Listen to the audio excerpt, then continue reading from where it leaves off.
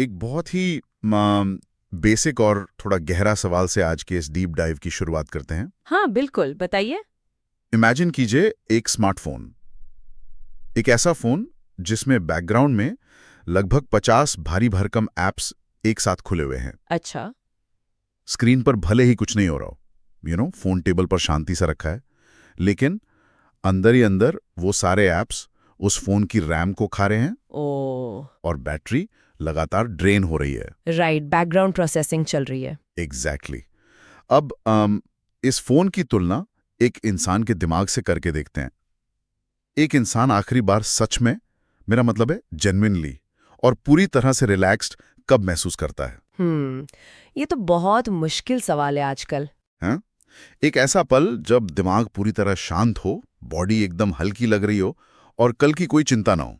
अगर हम थोड़ा गहराई से सोचें तो आज की दुनिया में ऐसे किसी पल को याद करना लगभग इम्पॉसिबल सा लगता है। बिल्कुल सही कहा। और पता है, ये जो सिचुएशन है ना, इसमें सबसे बड़ी बात ये है कि मॉडर्न लाइफ में स्ट्रेस कोई एक्सेप्शन नहीं रह गया है। मतलब ये हमारी डिफॉल्ट स्टेट बन चुकी है। डिफॉल्ट स्टेट यानी हम हमेशा ही स्ट्रेस रहते हैं। हाँ, हम एक ऐसे एरा में जी रहे हैं जहां थकावट को ना एक बैज ऑफ ऑनर की तरह देखा जाता है। जैसे सुबह आंख खुलते ही फोन नोटिफिकेशंस का हमला होता है। ओह यस, मेल्स और मैसेजेस। राइट। फिर दिन भर डेडलाइंस, मीटिंग्स, और रात को जब सोने का वक्त आता है तो नींद ही नहीं आती, क्योंकि दिमाग का स्विच ऑफ ही नहीं होता। वो लगातार ओवरड्राइव में चलता रहता है। सही बात है। तो आज हम इसी मुद्दे पर बात कर रहे हैं। आज हम Harvard trained doctor Aditi Nirurkar की किताब the 5 resets rewiring your brain for resilience के सोर्स मटेरियल का गहराई से विश्लेषण करेंगे। बहुत ही जरूरी टॉपिक है ये। और इस पूरी चर्चा का जो सबसे बड़ा और राहत देने वाला मैसेज है ना, वो ये है कि ये जो लगातार महसूस होने वाली क्रॉनिक थकावट और बर्नआउट है, देखिए, ये वीकनेस नहीं है, ये बायोलॉजी है। एग्जैक्टली, ये समझना बहुत जरूरी है। ये वीकनेस नहीं है, ये बायोलॉजी है। ये कोई पर्सनल फेलियर नहीं है, बल्कि हमारे बॉडी का एक नेचुरल तरीका है जो शायद आज के माहौल से तालमेल नहीं बिठा पा रहा। बिल्कुल, ये सुनकर सच में बहुत बड़ी राहत मिलती है कि ये हमारी गलती नहीं है। हाँ, लेकिन यहाँ एक सवाल उठता है। अगर ये बायोलॉजी है तो क्या हमारा बॉडी डिजाइन इतना फ्लॉड या कमजोर है कि हम रोजमर्रा की जिंदगी का स्ट्रेस भी नहीं झेल पा रहे हैं? आखिर अंदर चल क्या रहा है जो हमें हर वक्त इस ऑन मोड में रखता है? इसको समझने के लिए ना हमें थोड़ा एवोल्यूशनरी बायोलॉजी को देखना होगा।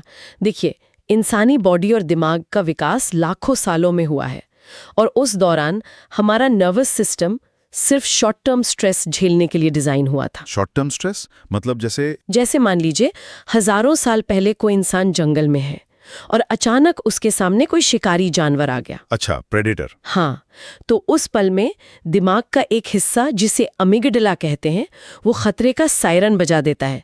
बॉडी का HPA एक्सिस यानी हाइपोथैलेमस, पिट्यूटरी और एड्रेनल ग्लैंड्स तुरंत एक्टिवेट हो जाते हैं। राइट।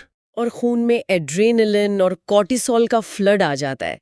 ये इंसान को फाइट और फ्लाइट मोड में डाल देता है। या तो वो लड़ेगा या जान बचाकर भागेगा। वेट, और ये दोनों ही काम बहुत इंटेंस फिजिकल एक्शंस है ना? हाँ, मतलब बॉडी ने जो एनर्जी उस वक्त बनाई, उसका तुरंत इस्तेमाल भी हो गया। बिल्कुल सही पकड़ा। कुछ ही मिनटों में फैसला हो जाता था। अगर इंसान बच गया तो खतरा टल गया। उसके बाद बॉडी का पैरासिम्पैथेटिक नर्वस सिस्टम एक्टिवेट होता था, जो बॉडी को वापस शांत करता है। हाँ, वापस रेस्ट एंड डाइजेस्ट मोड में ले आता था। तो स्ट्रेस की ये साइकिल शुरू होती थी, पीक पर जाती थी और फिर पूरी तरह खत्म हो जाती थी। लेकिन आज की दुनिया की प्रॉब्लम ये है कि यहाँ खतरा कभी पूरी तरह खत्म ही नहीं होता। सही कहा, क्योंकि आज हमारे पीछे कोई शेर थोड़ी भाग रहा है। आज का खतरा है बॉस का एक एंग्री ईमेल जो वीकेंड पर आ गया, या फिर EMI भरने का टेंशन। ओह वाओ, सच में? हाँ, वो इन लो ग्रेड थ्रेट्स को बिल्कुल उसी बायोलॉजिकल सीरियसनेस के साथ लेता है। नतीजा ये होता है कि बॉडी में कॉर्टिसोल का लेवल हमेशा हाई रहता है। साइंस में इसको ऑलोस्टैटिक लोड कहते हैं। ऑलोस्टैटिक लोड यानी स्ट्रेस का लगातार बोझ। राइट। जब कॉर्टिसोल क्रॉनिकली हाई रहता है ना, तो दिमाग के स्ट्रक्चर में चेंजेस आने लगते हैं। फोकस कम हो जाता है, मेमोरी वीक हो जाती है और इंसान धीरे धीरे बर्नआउट की तरफ चला जाता है। ये तो काफी डरावना है। लेकिन डॉक्टर निरूरकर के रिसर्च में एक बहुत बड़ी उम्मीद भी है। न्यूरोप्लास्टिसिटी के कारण हम कॉन्शियसली अपने दिमाग को इस क्रॉनिक स्ट्रेस मोड से वापस रिजिलियंस मोड में रीसेट कर सकते हैं। तो चलिए इस मेंटल रैम को खाली करने और इन बैकग्राउंड ऐप्स को सेफ तरीके से बंद करने के रीसेट्स पर बात करते हैं, क्योंकि इंसानी दिमाग एक साथ इतने सारे ओपन टैब्स प्रोसेस करने के लिए नहीं बना है। बिल्कुल नहीं बना। तो इस पहले रीसेट के बारे में बताइए। इस मानसिक शोर को कम करने का बायोलॉजिकल तरीका क्या है? इसका सबसे इफेक्टिव और साइंटिफिक तरीका है कॉग्निटिव अनलोडिंग, जिसे आम भाषा में हम जर्नलिंग या अपने ख्यालों को कागज पर उतारना कहते हैं। Okay, journaling. देखो, हम अक्सर स्ट्रेस में इसलिए रहते हैं क्योंकि हमारा दिमाग एक बहुत बड़ी अनऑर्गेनाइज्ड टू डू लिस्ट की तरह काम कर रहा होता है। साइकोलॉजी में इसको ज़ाइगार्निक इफेक्ट कहते हैं। ज़ाइगार्निक इफेक्ट, ये क्या होता है? इस रूल के हिसाब से हमारा दिमाग उन कामों को ज्यादा याद रखता है जो अधूरे हैं, जैसे कल की मीटिंग का प्रेशर, किसी से हुई कोई अधूरी बहस या कोई पेंडिंग बिल। हाँ, वो दिमाग में घूमते रहते हैं। एग्जैक्टली। ये सब दिमाग की वर्किंग मेमोरी में एक साथ लोड हो रहा होता है और हमारी वर्किंग मेमोरी बहुत लिमिटेड होती है। तो कॉग्निटिव अनलोडिंग का मतलब है एक पेन और पेपर लेना और बिना किसी फिल्टर के उस सारे शोर को कागज पर लिख देना। लेकिन यहाँ एक थोड़ा प्रैक्टिकल पुशबैक आता है दिमाग में। जर्नलिंग तो आजकल इंटरनेट पर बस एक फील गुड ट्रेंड बन गया है ना? हाँ, लगता तो ऐसा ही है। मतलब हर इन्फ्लुएंसर बोलता है कि डियर डायरी लिखो और लाइफ चेंज हो जाएगी। क्या सच में सिर्फ कागज पर कुछ वर्ड्स लिख देने से इतना गहरा न्यूरोलॉजिकल स्ट्रेस कम हो सकता है? ये थोड़ा सुपरफिशियल सा नहीं लगता? ये डाउट आना बहुत नेचुरल है, क्योंकि इसको अक्सर एक सॉफ्ट स्किल की तरह मार्केट किया जाता है, लेकिन इसके पीछे की न्यूरोसाइंस बहुत सॉलिड है। अच्छा, वो कैसे? जब थॉट्स सिर्फ दिमाग में घूम रहे होते हैं तो वो फियर सेंटर यानी अमिगडाला को लगातार ऑन रखते हैं। लेकिन जब आप उन्हीं थॉट्स को वर्ड्स में ट्रांसलेट करके कागज पर लिखते हैं तो दिमाग को अपना प्री फ्रंटल कॉर्टेक्स यूज करना पड़ता है, जो लॉजिक और रीजनिंग का सेंटर है। ओह, आई सी। आप लिटरली डेटा को अपने इंटरनल स्टोरेज यानी दिमाग की रैम से निकालकर एक्सटर्नल स्टोरेज यानी कागज पे ट्रांसफर कर रहे हैं। यानी हम अपने दिमाग को ये दिलासा दिला रहे हैं कि अब उसे इन बातों को याद रखने की मेहनत नहीं करनी है। बिल्कुल, ये दिमाग के लिए एक क्लियर बायोलॉजिकल सिग्नल है कि सारा क्रिटिकल डेटा सेफ जगह स्टोर हो गया है। और जैसे ही ये सिग्नल मिलता है, दिमाग का अलार्म शांत होने लगता है और स्ट्रेस हार्मोन्स एक्चुअली कम हो जाते हैं। वाओ, मतलब खाली हुआ दिमाग ज्यादा क्लैरिटी और फोकस के साथ काम कर पाएगा। ये थॉट्स से लड़ने का नहीं, उनको ड्रेन करने का तरीका है। सही समझे। ये बहुत प्रैक्टिकल लगा। तो पहले रीसेट में हमने कॉग्निटिव अनलोडिंग से अंदर का शोर कागज पर उतार दिया, लेकिन तो उस शोर का क्या जो बाहर की दुनिया से लगातार हम पर गिर रहा है? बाहर का शोर। हाँ, जैसे लगातार नोटिफिकेशंस, पॉडकास्ट, न्यूज, आवाजें। जब दिमाग अंदर से शांत हो भी जाए तो बाहर का ये लगातार इनपुट उसको वापस ओवरड्राइव में डाल देता है ना? ये बहुत वैलिड पॉइंट है और यहीं से हमारा दूसरा रीसेट आता है, जेन्युइन साइलेंस यानी असली शांति की बायोलॉजिकल जरूरत। आज की मॉडर्न लाइफ में अगर कोई चीज सबसे रेयर हो गई है तो वो है जीरो स्टिम्युलेशन का पल। जीरो स्टिम्युलेशन मतलब हम हमेशा कुछ ना कुछ कंज्यूम ही कर रहे होते हैं। एग्जैक्टली। वॉक कर रहे हैं तो ईयरबड्स कानों में हैं, फ्री बैठे हैं तो फोन पर रील स्क्रॉल कर रहे हैं। लेकिन न्यूरोलॉजी के पर्सपेक्टिव से देखें तो दिमाग को रिचार्ज होने के लिए और अपने डिफॉल्ट मोड नेटवर्क को चलाने के लिए बिना किसी एक्सटर्नल स्टिम्युलेशन के शांत पलों की सख्त जरूरत होती है। तो ये असली शांति बॉडी में करती क्या है एक्चुअली? डॉक्टर निरोरकर बताती हैं कि हर दिन सिर्फ 5 मिनट की असली शांति, मतलब कोई फोन नहीं, कोई म्यूजिक नहीं, स्क्रीन नहीं, किताब नहीं, बस आप और सन्नाटा, ये हमारे पैरासिम्पैथेटिक नर्वस सिस्टम को एक्टिवेट करने का सबसे फास्ट तरीका है। सिर्फ 5 मिनट? हाँ, सिर्फ 5 मिनट। ये वेगस नर्व को स्टिम्युलेट करता है, जिससे हार्ट रेट स्लो होती है और ब्लड प्रेशर कम होता है। बाहरी इनपुट को पूरी तरह रोक देने से बॉडी को एक हीलिंग विंडो मिलती है। पर यहाँ मैंने एक बहुत अजीब चीज ऑब्जर्व की है। आजकल किसी से उसका फोन ले लीजिए और उसे बोलिए कि 5 मिनट शांति से बैठो। लोग लिटरली अनकंफर्टेबल हो जाते हैं। एक भयानक सी बोरियत और पैनिक फील होने लगता है उन्हें। राइट। ऐसा लगता है जैसे उनके अंदर कुछ टूट रहा है उस शांति से। सही बात है। और पता है, ये जो डिस्कम्फर्ट है ना, ये कोई साइकोलॉजिकल वीकनेस नहीं है। ये इस बात का सबसे बड़ा प्रूफ है कि हमारा दिमाग एक्चुअल में कितना ओवर स्टिम्युलेटेड हो चुका है। ओह, मतलब हमारी आदत खराब हो चुकी है। हाँ, हमारे डोपामिन रिसेप्टर्स लगातार हाई स्पीड डेटा के इतने आदी हो गए हैं कि बेसलाइन रियलिटी यानी सन्नाटा उन्हें एक थ्रेट लगता है। वो पैनिक ये दिखाता है कि नर्वस सिस्टम को उस शांति की कितनी डेस्परेशन से जरूरत है। शुरू में ये विड्रॉल जैसा लगेगा, पर धीरे धीरे नर्वस सिस्टम इस शांति में सेफ फील करना सीख जाता है। ये बहुत डीप ऑब्जर्वेशन है। ओके, तो अंदर के थॉट्स निकाल दिए और दिमाग को 5 मिनट का बाहरी ब्रेक दे दिया। मेंटल लेवल पर हम स्टेबल हो गए। लेकिन अब एक बहुत बड़ा फिजिकल सवाल आता है। वो क्या? जो स्ट्रेस केमिकल्स पहले से ही बॉडी में रिलीज हो चुके हैं, वो कॉर्टिसोल और एड्रेनलिन का फ्लड जो खून में दौड़ रहा है, उसका क्या करें? दिमाग तो शांत हो गया, पर बॉडी तो अभी भी उस केमिकल सूप में डूबी हुई है ना। उस फंसी हुई एनर्जी का क्या करें?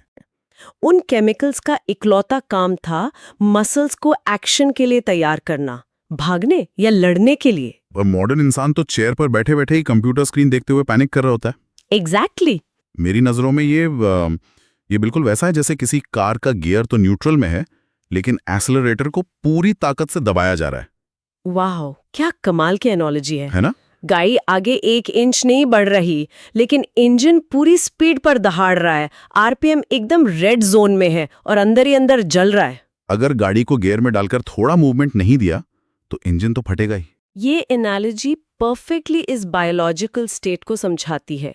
चेयर पर बैठे बैठे चिंता करने से वो केमिकल्स बॉडी में ट्रैप्ड रह जाते हैं।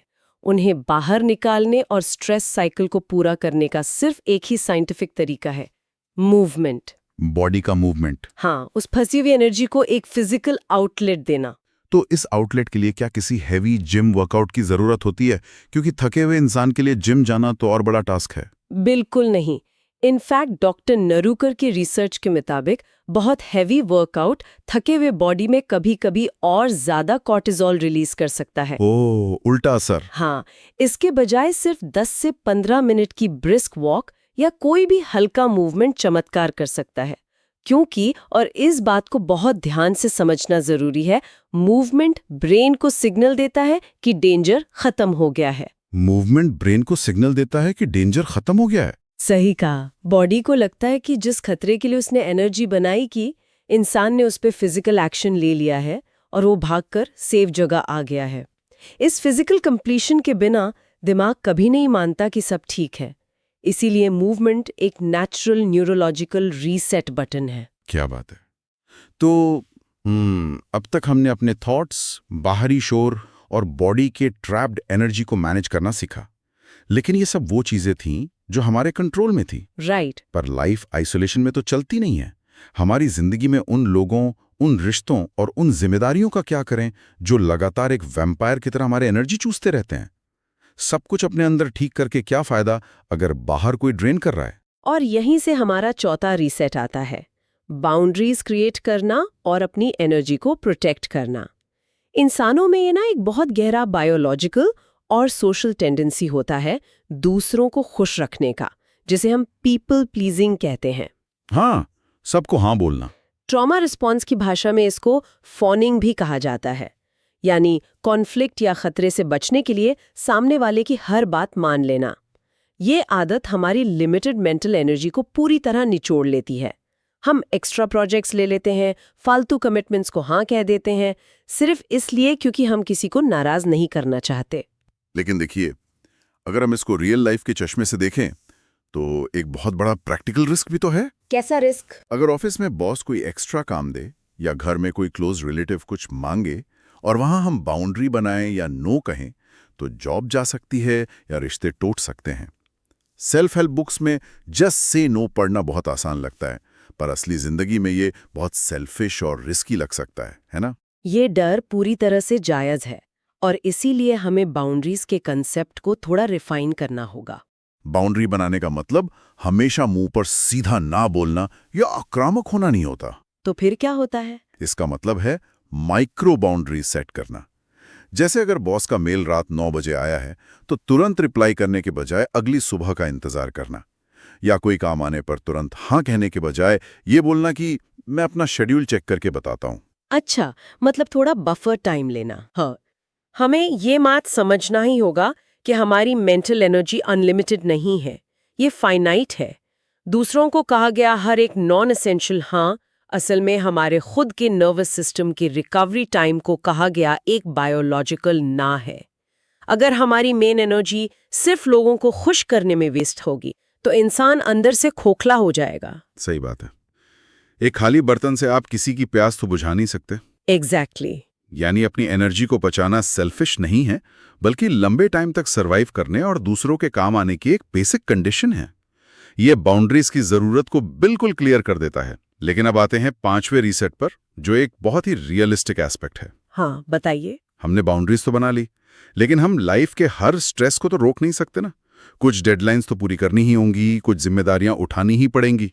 जो स्ट्रेस बच जाता है, जो अनअवॉइडेबल है, उसके साथ शांति से कैसे जिया जाए, ये इस पूरी चर्चा का सबसे इंटरेस्टिंग और थोड़ा पैराडॉक्सिकल हिस्सा है। हम हमेशा स्ट्रेस को एक विलेन या जहर की तरह देखते हैं, लेकिन न्यूरोसाइंस कहती है कि स्ट्रेस हमेशा बुरा नहीं होता। वेट, स्ट्रेस बुरा नहीं होता? नहीं, साइकोलॉजी में इसे यूस्ट्रेस और डिस्ट्रेस के बीच का फर्क कहा जाता है।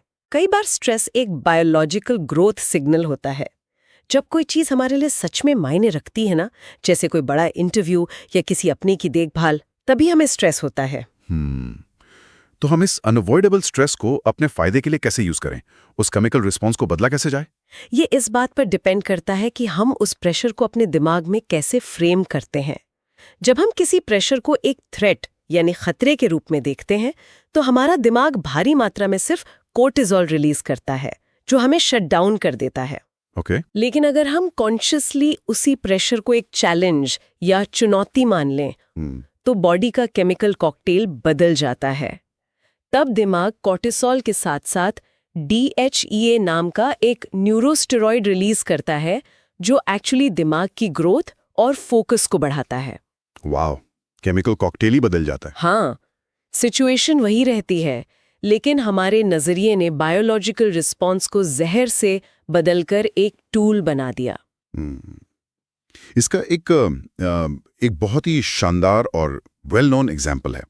मान लीजिए कोई इंसान हजारों लोगों के सामने स्टेज पर जाने वाला है। हाँ, स्टेज फ्राइट। उससे ठीक पहले जो फिजिकल सिम्टम्स होते हैं, जैसे तेज धड़कन, पसीना आना, सांसें तेज होना, पेट में वो अजीब सी बटरफ्लाइज, और दूसरी तरफ किसी बहुत बड़े रोलर कोस्टर पर बैठने से ठीक पहले या अपनी किसी जीत से ठीक पहले की जो एक्साइटमेंट होती है। सही जा रहे हैं आप। दोनों ही सिचुएशंस में हमारा बॉडी बिल्कुल एक ही तरह से रिएक्ट करता है। सिम्टम्स बिल्कुल सेम होते हैं। एकदम एक्यूरेट।